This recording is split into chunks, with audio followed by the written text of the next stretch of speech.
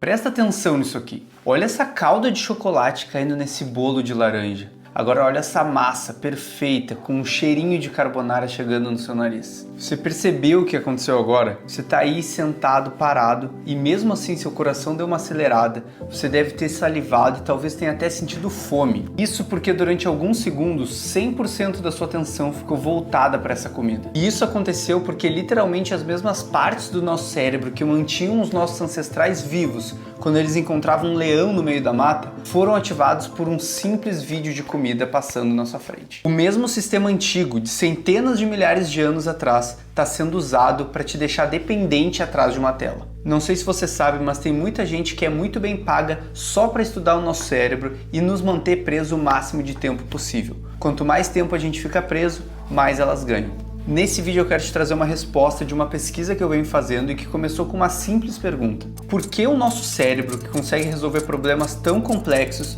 consegue perder por um vídeo de 15 segundos scrollando na nossa frente? E por que a gente fica praticamente desligado quando a gente está assistindo esses vídeos? Mas para isso você precisa entender um pouco mais desse sistema que eu estou falando. Volta comigo uns 200 mil anos e imagina o seguinte cenário. Um ancestral nosso está na floresta e ele ouve um arbusto se mexer. Antes de pensar em qualquer coisa, antes de tomar qualquer decisão consciente, o corpo dele já reagiu. O coração disparou, a respiração ficou mais rápida e os músculos ficaram prontos para correr ou para brigar. E nesse momento que acontece uma coisa muito estranha. O nosso corpo fica literalmente mais burro. E isso não é nem força de expressão, porque em 2009, uma pesquisadora de Yale publicou exatamente um artigo científico num dos periódicos mais importantes do mundo, falando sobre como o nosso córtex pré-frontal fica mais fraco quando a nossa amígdala funciona. Ou seja, sob estresse, mesmo que seja leve, a parte do nosso cérebro que planeja, pondera e toma decisões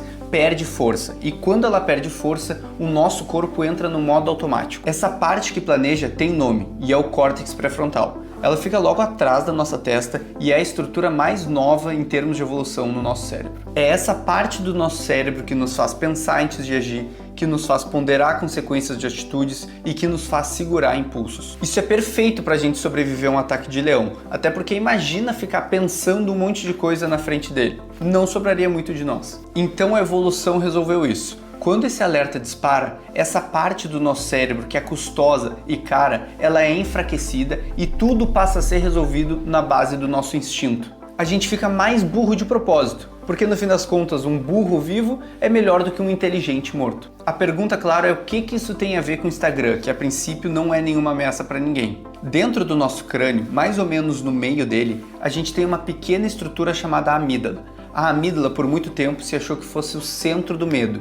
Então, se a gente sente medo, essa amígdala dispara. Em 2003, um grupo de pesquisadores publicou uma análise sistemática da amígdala e eles perceberam que ela não é um detector de perigo, mas sim uma outra coisa, um detector de relevância. Num experimento, eles mostraram para um grupo de pessoas imagens de cobras e imagens de plantas. Inicialmente, com a teoria inicial, se imaginaria que a amígdala ativaria com a imagem das cobras. No entanto, o que perceberam foi que a amígdala disparava com coisas novas. Então, mostrar a imagem de uma flor nova ativava a amígdala tanto quanto mostrar a imagem de uma cobra.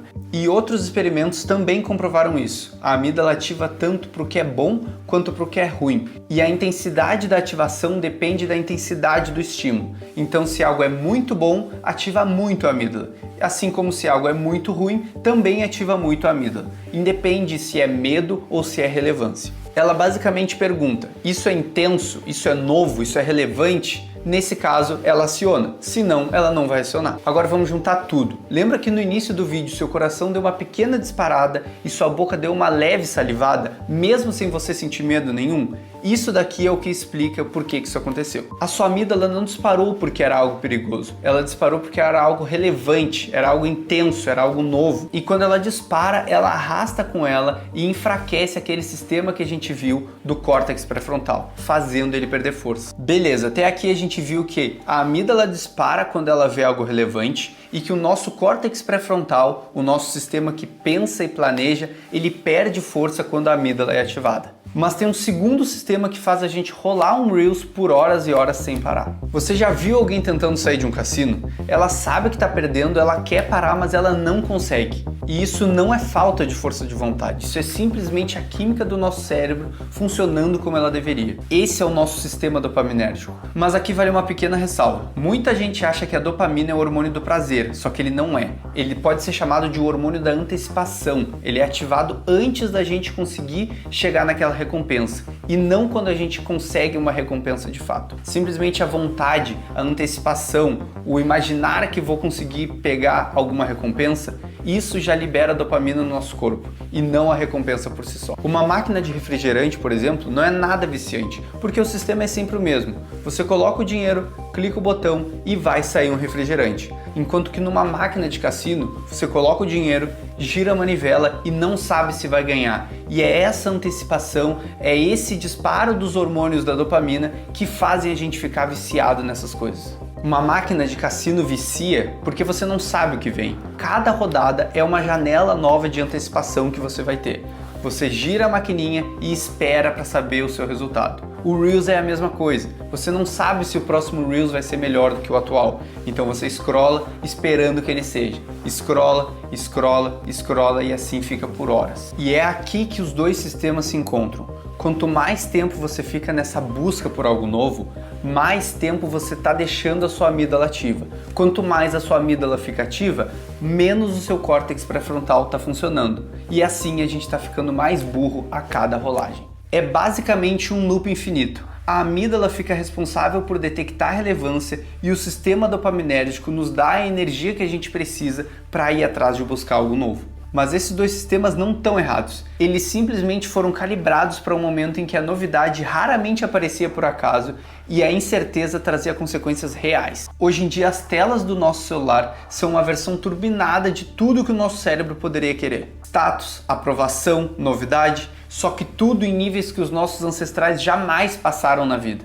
Mas é óbvio que ninguém chegou nisso por acidente. Sean Parker, o primeiro presidente do Facebook, admitiu isso anos depois. Ele disse que a pergunta por trás dessas plataformas era: como a gente consome o máximo possível do seu tempo e da sua atenção? E a resposta era te dar, nas palavras dele, uma pequena dose de dopamina de vez em quando. Uma curtida, um comentário, uma notificação. Ele disse com todas as palavras que eles sabiam que ele estava explorando uma vulnerabilidade humana e eles continuaram mesmo assim. E é por isso que eu não me permito, e você também não deveria se permitir, entrar numa rede social sem uma intenção bem clara. Se eu quero aprender alguma coisa, eu entro no YouTube, eu pesquiso aquela coisa e eu assisto o vídeo que eu quero assistir. Eu tento ao máximo não me deixar cair no algoritmo, justamente porque eu sei que eles vão estar dominando o meu cérebro, eu sei que eles vão estar ativando a minha amígdala e enfraquecendo o meu córtex pré-frontal para me deixar o máximo de tempo possível preso nessas plataformas. Então eu tento ao máximo fugir delas, porque se não sou eu controlando o algoritmo, é ele que está me controlando.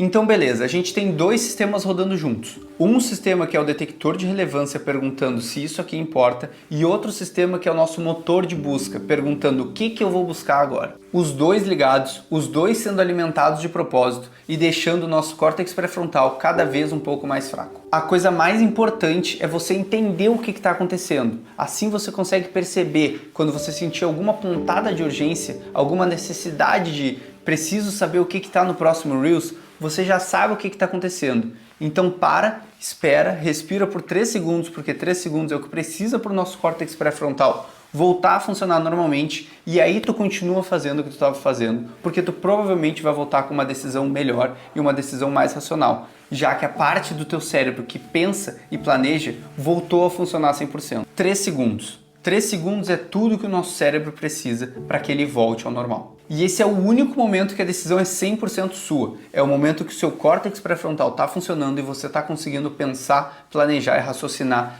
100%. A pergunta que eu quero te deixar é: para onde você está direcionando a sua atenção agora? É realmente digno dela ou é só barulho novo, bem empacotado e bonitinho num Reels? Porque o teu cérebro não sabe a diferença, mas agora você sabe.